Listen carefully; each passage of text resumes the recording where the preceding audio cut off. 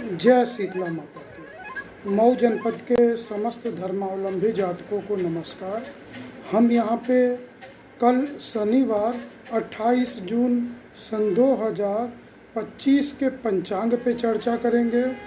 कल जो नवजात शिशु उत्पन्न होंगे वह काल सर्प योग से ग्रसित हैं कि नहीं, गंडमूल 27 योग में पड़ेंगे कि नहीं और मांगलिक होंगे कि नहीं, इन विषयों पे चर्चा करेंगे।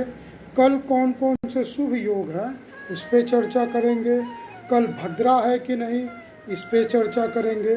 तो यह वीडियो उन नवीन दंपतियों के लिए अति अनिवार्य है जिनकी कल संतान उत्पत्ति होनी है। साथ में मेरे अपने जातक जिनकी कुंडली मैंने बनाई है उन्हें मैं कुंडली देख के उनके कुंडली यानी जो चौकोर खाना होता है उसमें 12 घर और 9 ग्रह होता है, उससे कुंडली कितनी शुभ है कितनी अशुभ है, क्या शुभ है और क्या अशुभ है, किस विषय की शुभता है और किस विषय की अशुभता है, ये सब मैं भली प्रकार समझाता हूँ।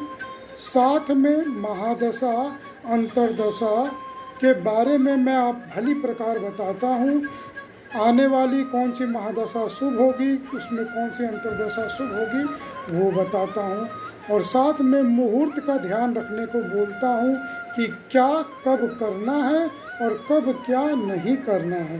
तो वो क्या करना और क्या नहीं करना मैं रोज़ की वीडियो में बताता हूँ, तो वह जानकारी आपको यहाँ से मिलेगी।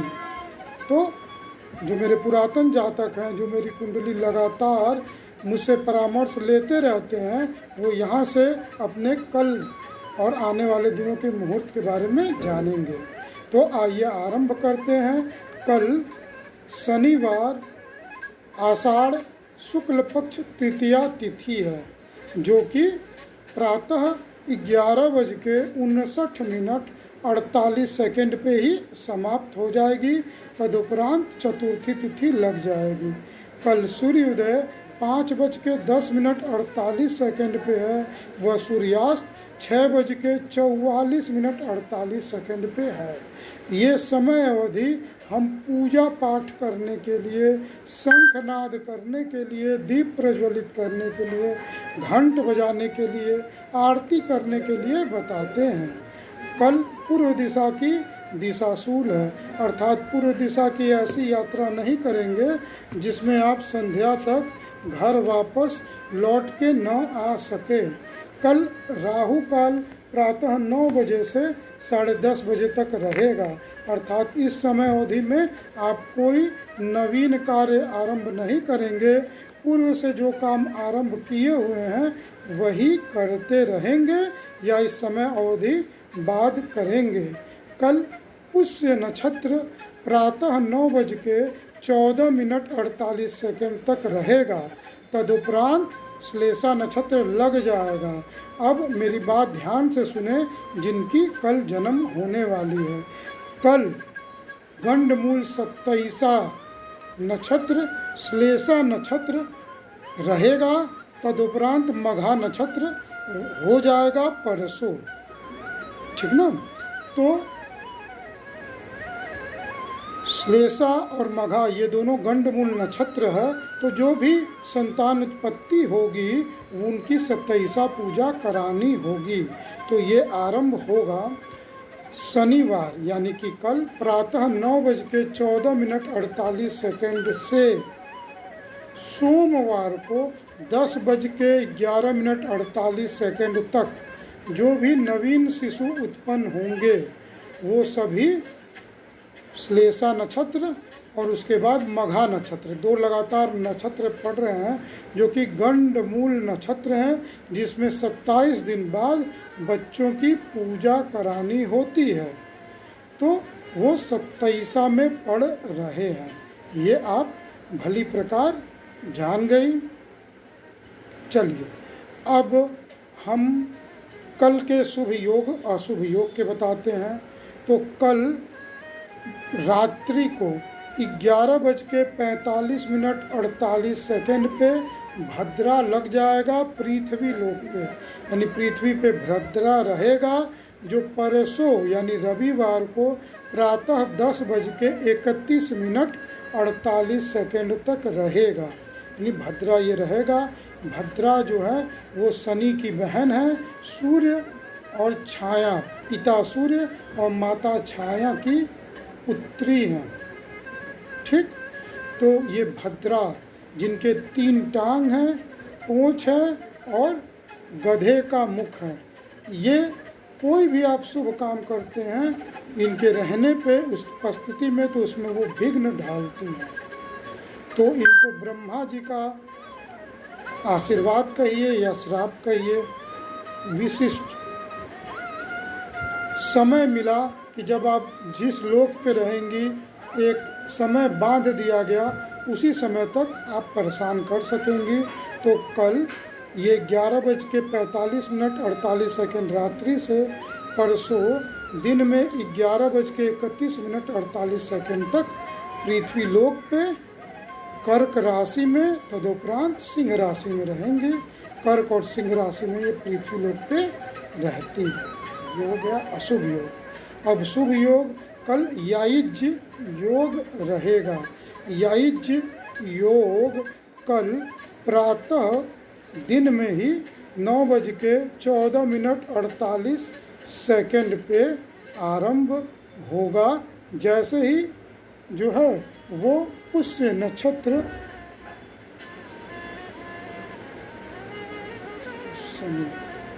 का आरंभ होगा, वैसे ही यह जो है उस नक्षत्र का आरंभ हो जाएगा।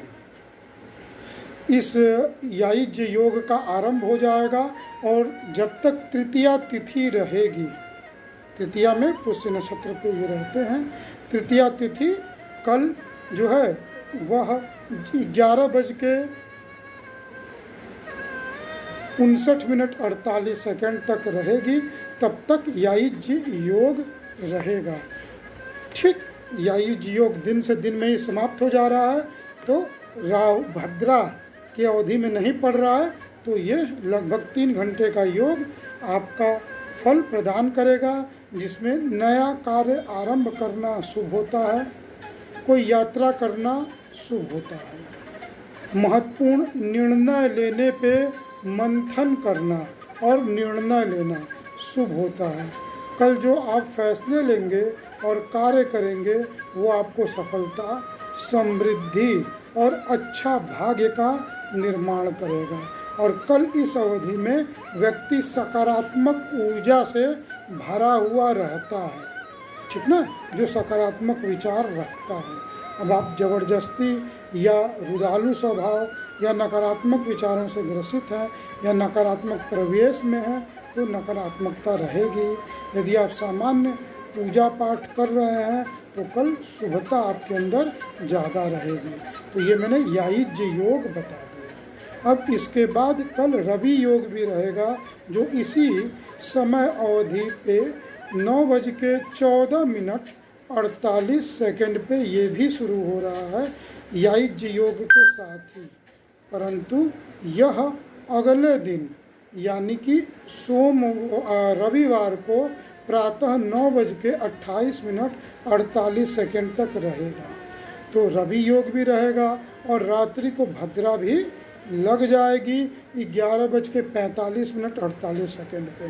तो अब इस योग को मानिए कि कल प्रातः 9:14 से 11:59 तो यायुज्य और रवि योग दोनों रहेगा। तो इस अवधि में अगर कोई शुभ काम बन रहा हो तो निश्चित कर लीजिए।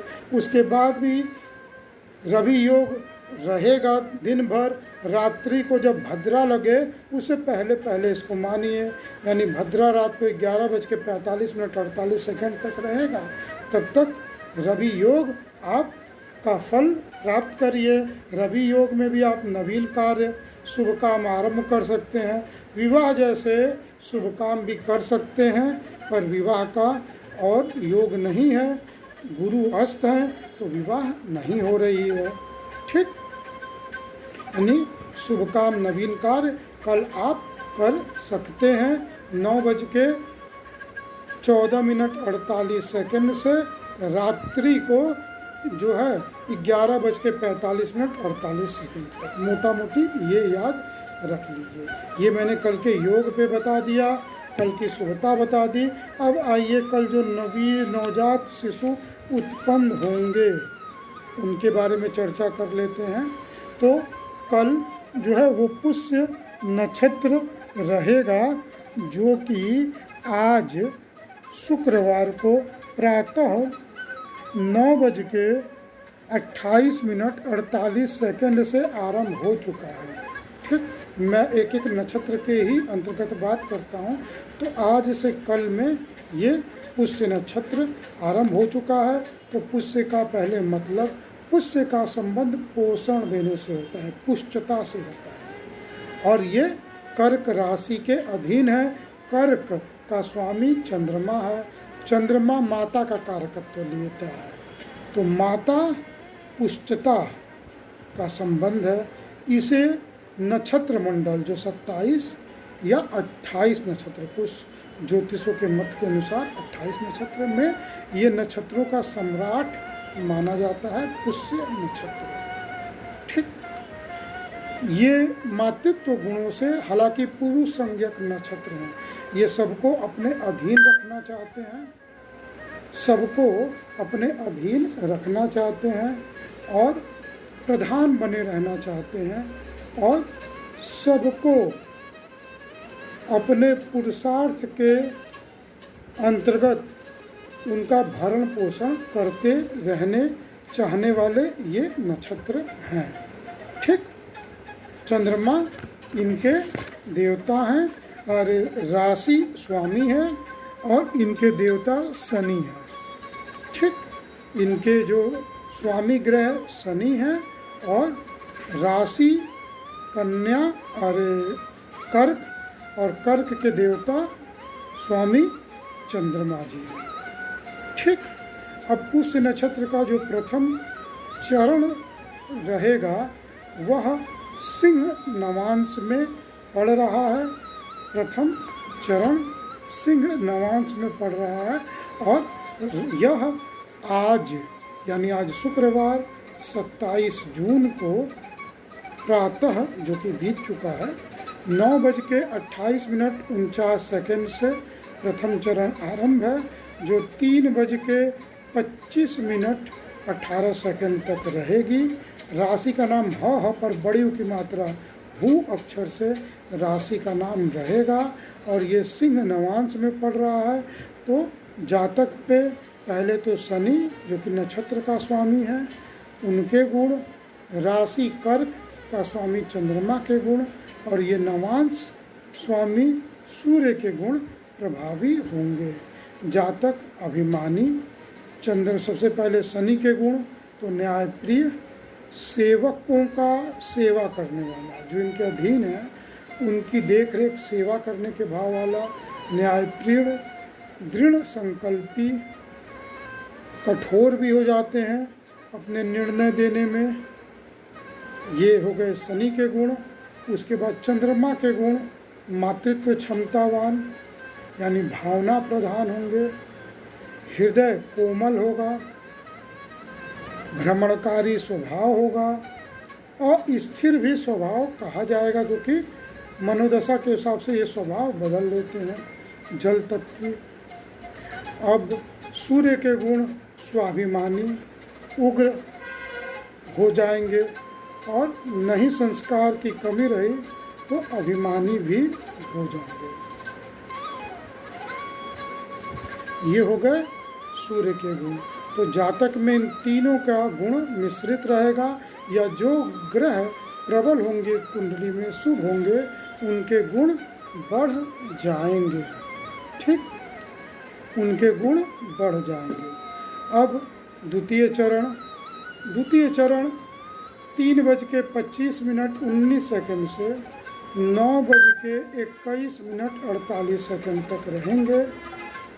द्वितीय चरण में राशि ह पर ए की मात्रा हे अक्षर से रहेगा। यहाँ ये जो है वह कन्या नवांश में है, तो बुध ग्रह यहाँ प्रबल हो जाएंगे। तो बुध का संबंध वाणी, विवेक, वाणिज्य से होगा। तो यहाँ शनि के गुण भी रहेंगे, बुध के गुण भी रहेंगे और चंद्रमा के गुण भी रहेंगे। तो चंद्रमा और शनि के गुण हम बता चुके हैं। बुध के गुण में वाक पटुता आ जाएगा। अगर सूर्य के साथ संबंध है 10 डिग्री के से ज़्यादा दूरी पे, तो बुध आदित्य योग बन रहा है। तो वाक पटु के साथ कुशाग्र बुद्धि क्षमता, स्मरण शक्ति जबरदस्त होगी। प्रसिद्ध, मेहनती, अच्छे व्यवसायी, बात करने में माहिर, अपनी बात रखने और सामने वाले की भावना जानने में माहिर होंगे। अब तृतीय चरण रात्रि 9:21:48 से रात्रि को 3 बज के यानी परसों के भोर में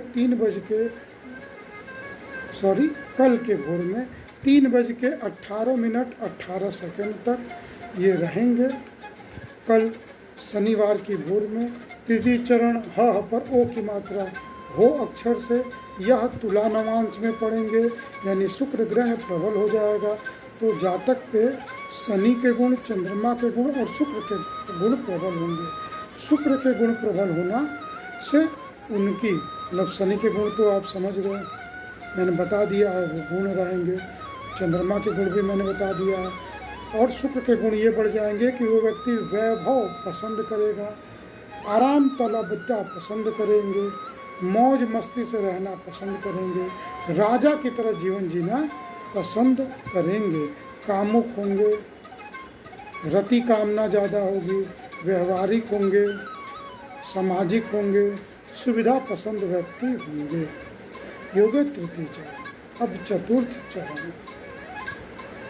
चतुर्थ चरण भोर में कल 3:18:19 से कल प्रातः 9:14:48 तक राशि का नाम डमरू वाले ड अक्षर से होगा। ड पर आ की मात्रा डा से होगा। यहाँ पे चतुर्थ चरण में ये मंगल की वृश्चिक नवांश में पड़ता है। तो यहाँ पे शनि के गुण, नक्षत्र स्वामी, राशि स्वामी चंद्रमा के गुण और नवांश स्वामी मंगल के गुण प्रबल हो जाएंगे। तो ऐसे व्यक्ति में देह में जोर ज़्यादा रहता है, प्रभावशाली रहते हैं, काम करने में माहिर होते हैं,